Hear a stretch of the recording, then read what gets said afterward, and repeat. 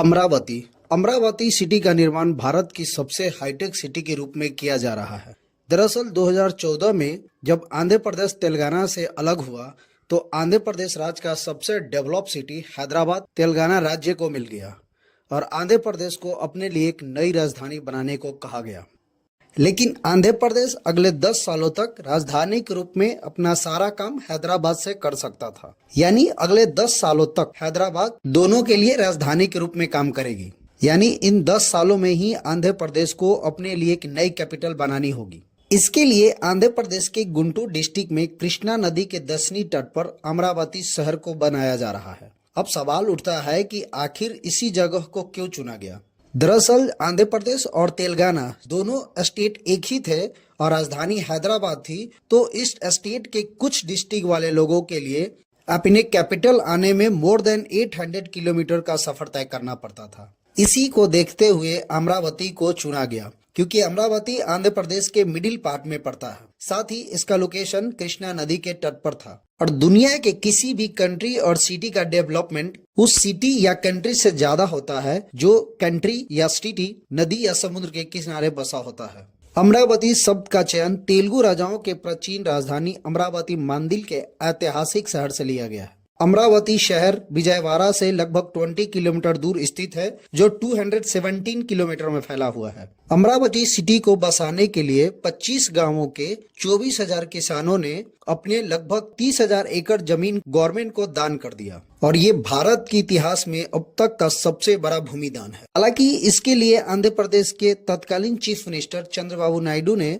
इन जमीन के बदले किसानों को 1 एकड़ जमीन के बदले लगभग 1250 स्क्वायर फीट रेसिडेंशियल और 450 स्क्वायर फीट कमर्शियल प्लॉट देने का वादा किया। साथ ही जिन भी किसानों की जमीन उपजाऊ थी उन किसानों को 50,000 एनुअली मुआवजा देने का भी ऐलान किया। यही वजह है कि इतनी बड़े प्रोजेक्ट के लिए सिर्फ 100 दिन में जमीन एक्वायर कर लिया गया। नहीं तो हम सभी जानते हैं कि किसी भी प्रोजेक्ट को तैयार करने की जो टाइमलाइन मिलता है उसका 70% टाइम लैंड एक्वायर में ही चला जाता है और उस प्रोजेक्ट को पूरा करने में जो डेडलाइन फिक्स होता है उससे दोगुने से भी ज्यादा समय लग जाते हैं। जमीन एक्वायर करने के बाद इसके आर्किटेक्चर के लिए लंदन और सिंगापुर की कंपनियों से कांटेक्ट किया गया और आधुनिक मोस्ट एडवांस एवं हाईटेक सिटी बनाने का काम चालू हुआ। इस प्रोजेक्ट को पूरा करने के लिए इसमें आने वाले टोटल कॉस्ट लगभग 50,000 करोड़ था। चंद्रबाबू नायडू का मानना था कि ऐसे सिटी का डेवलप करना है जो एक ही सिटी में राजधानी के सारे कार्य किए जा सके, जैसे आंध्र प्रदेश का हाई कोर्ट, सचिवालय, विधायकों के लिए फ्लैट और जितने भी डिपार्टमेंट का मेन ऑफिस है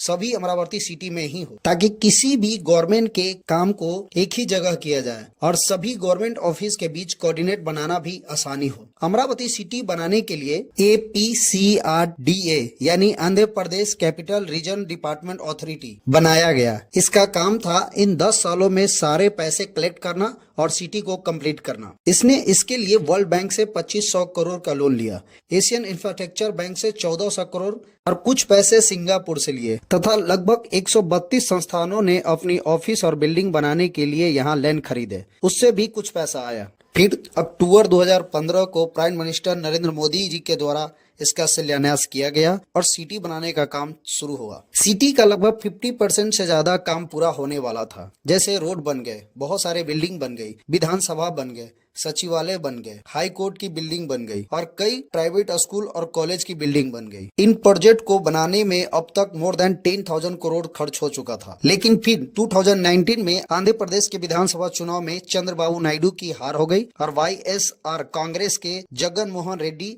न्यू चीफ मिनिस्टर बने और उनकी गवर्नमेंट बनते ही इन सारे प्रोजेक्ट पर पानी फिर गया। अक्सर हमारे कंट्री में यही होता है, यानी न्यू गवर्नमेंट आते ही पुराने गवर्नमेंट के सारे डेवलपमेंट कार्य को रोक दिया जाता है, चाहे पूर्व के गवर्नमेंट के द्वारा किया जा रहा है कार्य सही हो या गलत। इसका सबसे बड़ा रीजन माना जाता है कि कहीं अपोजिशन पार्टी को इसका क्रेडिट न चला जाए। जगन मोहन रेड्डी जी ने विशाखापत्तनम को एग्जीक्यूटिव कैपिटल, कर्नूल को जुडिशियल कैपिटल और लेजिस्लेटिव कैपिटल अमरावती को बनाना चाहते थे, यानी टोटल 3 कैपिटल बनाना चाहते थे, जिसके वजह से अमरावती के सारे डेवलपमेंट का काम रुक गया, किसानों को मुआवजा मिलना बंद हो गया और इन्वेस्टरों का पैसा लगभग डूब सा गया। हालांकि इनको लेकर किसानों ने आंदोलन किया, धरने भी दिए और बात हाई कोर्ट तक पहुंची और हाई कोर्ट के द्वारा किसानों के हक में फैसले भी आए, लेकिन तत्कालीन सरकार सुप्रीम कोर्ट चली गई। लेकिन फिर 2024 में विधानसभा चुनाव में चंद्रबाबू नायडू की वापसी हुई और उन्होंने अपने सबसे पहले बयान में कहा कि अमरावती ही आंध्र प्रदेश की राजधानी होगी। साथ ही उन्होंने कहा कि सुप्रीम कोर्ट से केस हम वापस ले लेंगे, किसानों को फिर से मुआवजा दिया जाएगा। अमरावती के डेवलपमेंट के लिए 2024 में केंद्र सरकार ने भी लगभग 15,000 करोड़ का बजट दिया। साथ ही केंद्र सरकार ने आश्वासन दिया कि जरूरत पड़ने पर आगे भी विकास कार्यों के लिए मदद किया जाएगा। हालांकि जो अमरावती शहर का